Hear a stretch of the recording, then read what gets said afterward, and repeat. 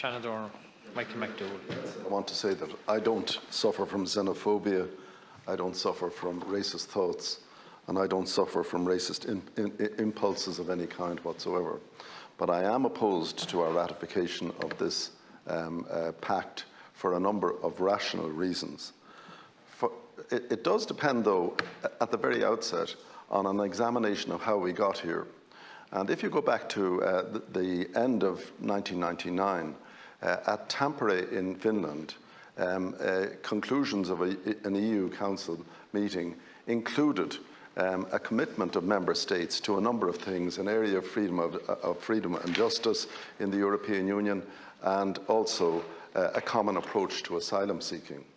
And based on that, a number of measures have, both in 2006 when I was Minister for Justice, and later on, since 2011, have been adopted by Ireland by means of exercising our option to opt in or not to opt in to measures in this specific area. A reserved right that Ireland retained for itself at the time that we signed up to the various treaties and which are set out in law. The first thing I want to say is this, that I don't believe that the claims made for this pact will in fact eventuate. Whereas some people are saying that all asylum seeker decisions are going to be speeded up and that they are going to be made within 3 months, I reject that. And I think that that's a fanciful claim made by people who are exaggerating completely.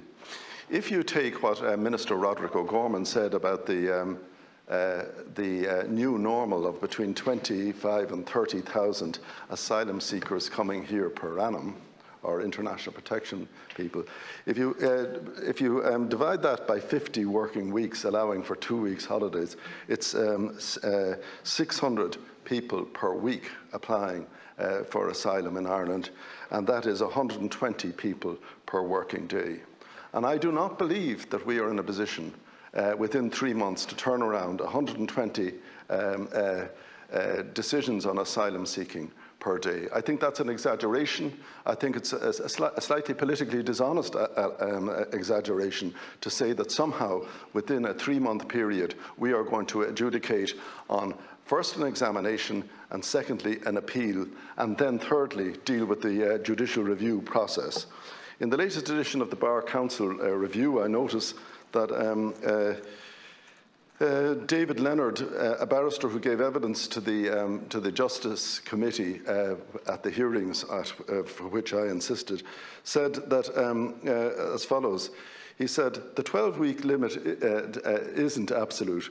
When the border procedure is applied, an international protection application, including any appeal, must be determined within 12 weeks. But if a first instance decision is not made within 12 weeks, the applicants must be authorised to enter the member state's territory. So let's remember this, any delays, the applicant automatically gets into our territory. The obligation to ensure that the border procedure must enable a complete and fair examination of claims, he says, must be interpreted in the light of the rights and principles contained in the EU Charter of Fundamental Rights. This surely means that notwithstanding the 12-week deadline, the authorities might in an appropriate case have to refrain from making a first instance decision, let alone an appeal, until an applicant who is awaiting an important piece of evidence, like an expert medical report, obtains it. Thus, the 12-week period is not the blunt instrument that is feared by some advocacy groups. Well, it may well not be the blunt instrument, but it's certainly not the guarantee that everything is going to suddenly change and that people are going to be dealt with within 12 weeks, one way or the other, and be available for deportation thereafter. And that entirely ignores the whole area of judicial review, which we, from experience, we know, applies not merely to deportation decisions, but also to the process at first instance and on appeal. So I think it's entirely illusory to think that this 12-week period is going to benefit us. And the second point I want to, because we don't have the resources and we don't intend producing the resources that will deal with 120 applications per day, every day of the working year. That is simply not going to happen. And anybody who cods us and says that that is what's going to happen is deluding not only themselves, but the Irish people as well. The second point that I want to make is this. The process whereby we have found ourselves now in the situation by opting in successively to a number of EU directives in relation to asylum procedures, asylum recognition principles, treatment of asylum offenders and the like, has been one which has been part of a European decision going the whole way back to the Tampere Conference, that somehow Europe is competent to deal with this matter.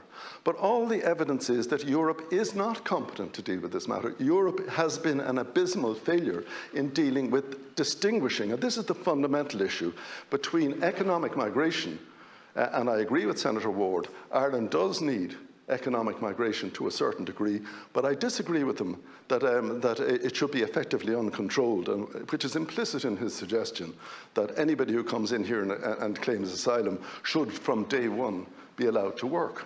That effectively means that we don't have any work permit system, we don't have any visa system for people coming to work in Ireland. That is to open the door. And I'm surprised that a government speaker would reveal the truth of their situation, and that is, of the situation, and that is that if we completely dilute the difference between controlled migration, subject to visas on the one hand, and open the door to international protection applicants to be treated as economic migrants with the right to work on the other, that we will be able to sustain or control migration into this country. It's now out of control.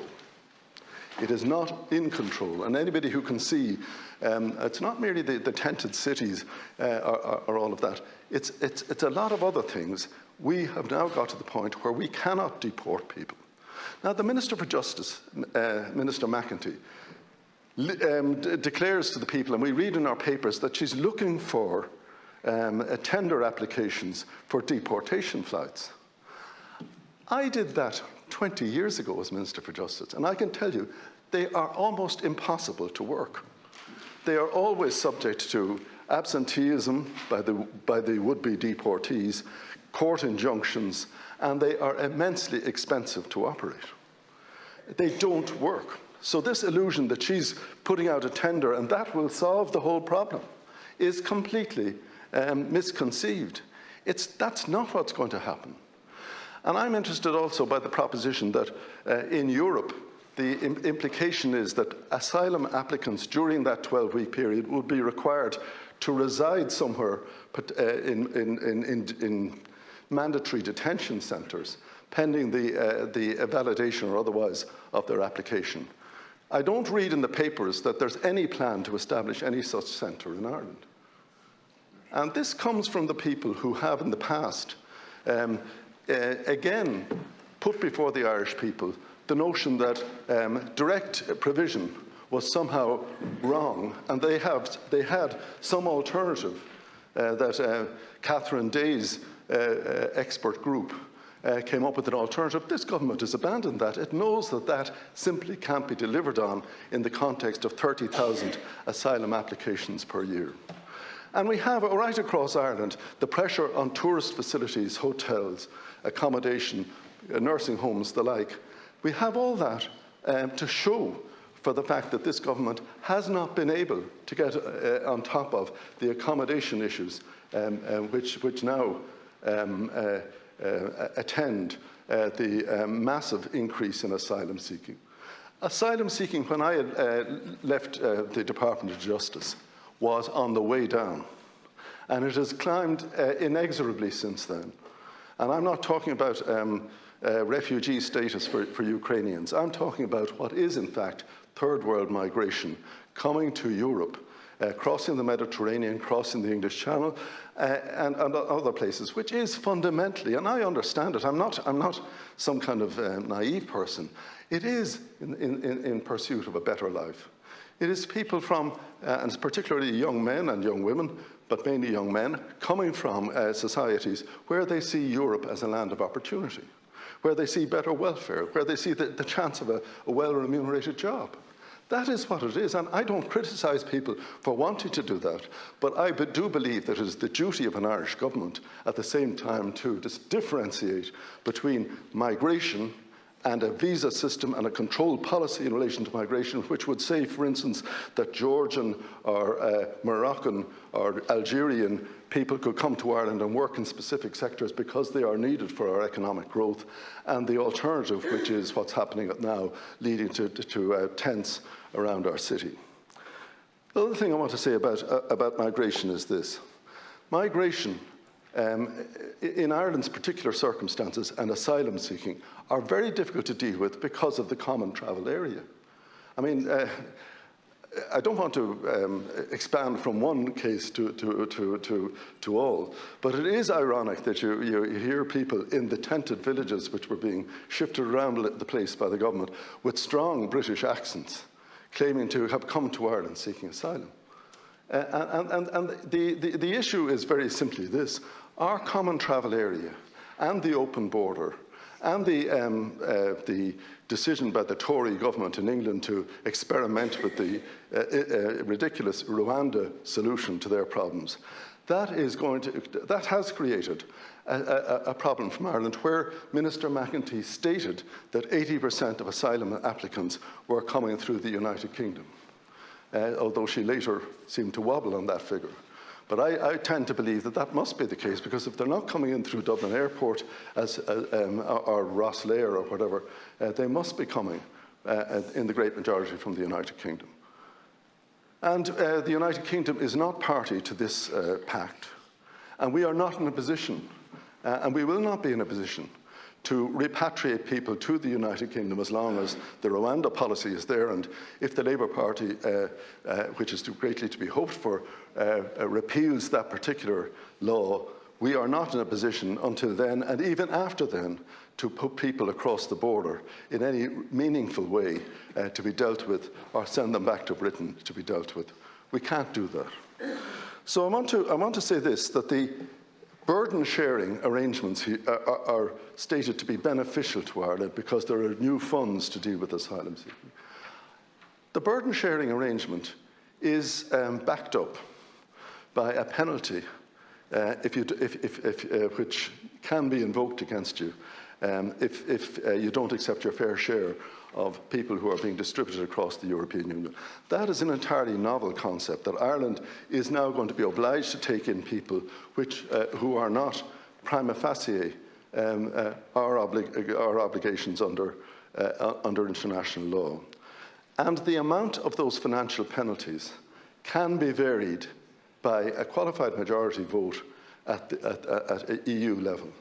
So the figures that we are put before us, and the minister's speech refers to current figures, we are actually signing on to a blank check there. The last thing I want to say is this, and the most important point is this, that Senator Ward and the Minister have referred to Ireland's obligations under international law. And it is true that the 1951 Convention in relation to refugees and the protocol thereto, it is true that they do impose upon states who are adherents to those conventions obligations in respect of people fleeing persecution and seeking certain protections from it. But they were never intended to deal with mass migration. They were never intended to deal with 1 million people arriving in Germany from, say, Syria, encouraged by Dr. Merkel, who wanted that migration, whatever the people of other member states of the European Union wanted at the time. That convention and the protocol to it were never intended to deal with what's happening now. They were never intended to deal with an ambitious young man in West Africa traveling the whole way through Spain to crossing the Mediterranean, arriving at the Channel, through the hands of people traffickers, arriving on the coasts of Britain and eventually coming to Ireland. That is nothing to do with what those conventions were there for. And what I want to say is simply this, and I'll end on this note. that the fundamental problem is that there is a hugely dishonest failure on the part of many organisations and NGOs and agencies to accept that there is a radical distinction between migration on the one hand and asylum seeking on the other hand, as exemplified by Senator Ward's speech, and that unless the European Union tackles that fundamental problem and rethinks its attitude to those conventions and readjusts its attitude to those conventions, all of this is futile. So I say this House is being asked to approve us opting into a number of measures. Why they're all put in one lump, I don't know. We could have considered each of them individually. We haven't done that, and we won't be doing that in fairness. But I have to say that I regard what's happening today as a huge mistake. I also believe that Ireland could, like Denmark, have taken a very different path. And it's not simply explained by Denmark's membership of Schengen. Ireland could have done something very different. It could have retained control of its own asylum and immigration policy. And alas, we have abandoned it over the last 12 years, and we are now paying the cost.